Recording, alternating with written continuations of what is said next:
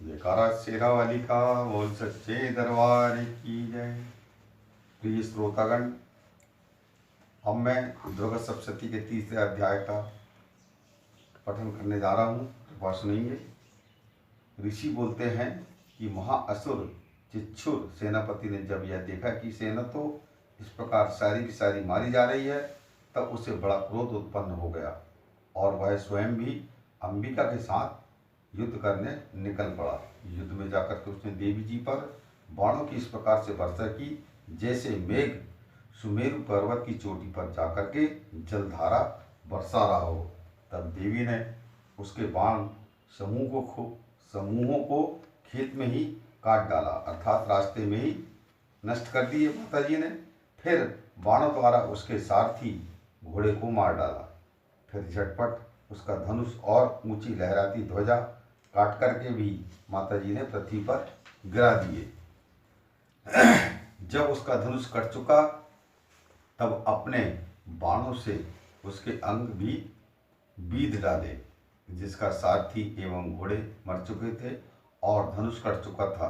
तो वह बिना रथ के पैदल तलवार ढाल लेकर के देवी जी के रथ की ओर दौड़ा। तेज तलवार से सिंह पर जाते ही प्रहार कर दिया। फिर देवी जी की बाम भुजा पर जोर से प्रहार किया। इस प्रकार ऋषि बोलते हैं कि हे राजन, जो ही उसकी तलवार देवी जी की भुजा पर पड़ी, त्यों ही टूट गई। फिर असुर ने क्रोध से आंखें लाल लाल करके शूल पकड़ लिया भद्रकाली जी पर। उस दैत्य ने शूल दे मारा। वह शूल इस प्रकार चमकता जैसे कि आकाश से सूर्य मंडल गिर रहा हो। देवी जी ने अपनी ओर आते हुए उस शूल को देख करके उस पर अपना शूल चला दिया, जिससे वह शूल सैकड़ों टुकड़े हो गए। साथ में उस चिच्छुर महादैत्य के प्राण भी निकल गए। इस प्रकार माता जी ने उस महादैत्य का वध कर दिया। जब महिषासुर का बलवान सेनापति मारा गया, तब देवशत्रु चामर हाथी पर बैठ करके आ गया और आते ही उसने अंबिका देवी पर शक्ति का प्रहार किया।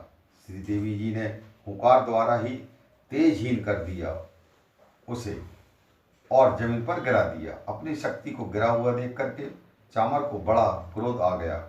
उसने पुनः शूल का प्रहार कर दिया। शूल को भी देवी जी ने अपने बाणों द्वारा उछाल डाला, अर्थात नष्ट कर दिए। तब सिंह उछल करके हाथी के मस्तक पर जा बैठा। फिर दैत्य के साथ भुजा युद्ध करने लगा। वे दोनों परस्पर लड़ते लड़ते उस हाथी पर से नीचे पृथ्वी पर आ गिरे और भयंकर प्रहारों से परस्पर युद्ध करने लगे। तब बड़े वेग से सिंह को ऊपर उछला और ऊपर आकाश से नीचे की ओर गिरते गिरते पंजों के प्रहार से दैत्य चामर का सिर धड़ से अलग कर डाला। देवी जी ने शिला एवं वक्ष आदि से युद्ध में उदग्र को मार डाला। फिर कराल को भी दांत, मुक्का एवं थप्पड़ों के द्वारा मार गिराया।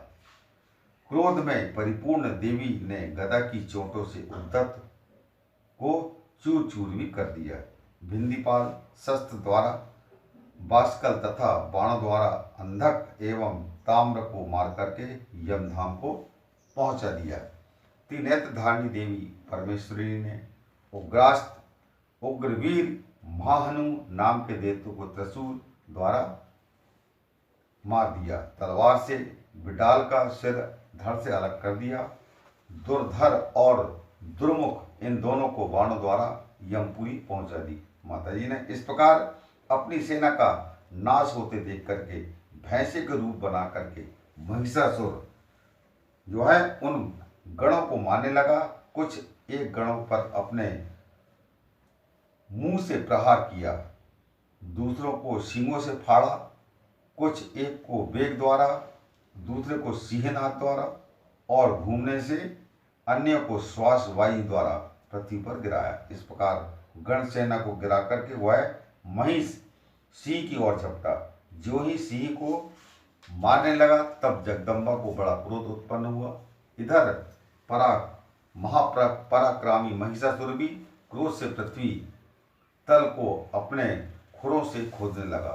फिर सींगों से बड़े ऊंचे ऊंचे पहाड़ उठा करके फेंकने लगा। साथ में गरजने लगा। वेग के साथ घूमने पर पृथ्वी क्षुब्ध होकर के फटने लगी। उसने पूंछ से समुद्र पर प्रहार किया, जिससे क्षुब्ध होकर के समुद्र पृथ्वी को चारों ओर से डुबोने लगा। चालायमान होते हुए सींग के द्वारा छिन्न भिन्न हुए बादल के टुकड़े टुकड़े हो गए। उसके श्वासों की कठोर वायु से उड़ते हुए सैकड़ों पर्वत आकाश से गिरने लगे। इस प्रकार क्रोधपूर्ण उस महादैत्य को अपनी ओर आता देख करके चंडिका उसे मारने के लिए क्रोध में आ गई। कुपित चंडिका ने उसकी ओर पास फेंका। वह उसके द्वारा उस दैत्य को बांध लिया। तब तो उस महायुद्ध में बंधे उस दैत्य ने अपने महिषासुर रूप का त्याग कर दिया। झटपट सिंह के रूप में आ गया। ज्यों ही चंडिका उसका सिर काटने लगी, तब तो वह तलवार हाथ में लिए पुरुष दिखाई देने लगा। तब शीघ्रता से तलवार ढाल वाले उस पुरुष को अपने बाणों से देवी जी ने बीध डाला। अब तो वह एक बड़ा हाथी हो गया।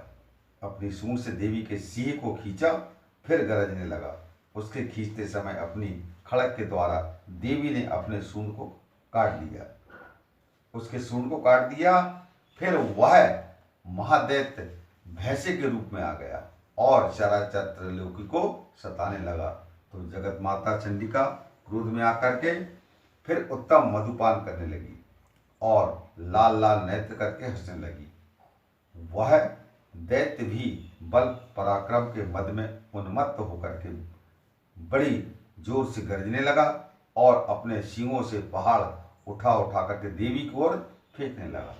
देवी जी ने भी अपने बाणों के समूह से उसके फेंके हुए पर्वतों को रास्ते में ही चूर चूर कर दिया। तब सुरापान के मद के कारण लाल लाल नेत्र वाली चंडिका जी ने कुछ अस्त व्यस्त शब्दों में कहा। देवी जी बोली, हे मूढ़, जब तक मैं मधुपान कर लूं तब तक तू क्षण भर के लिए गरज ले। मेरे द्वारा संग्राम भूमि में तेरा वध हो जाने पर तो शीघ्र ही देवता भी गरजने लगेंगे।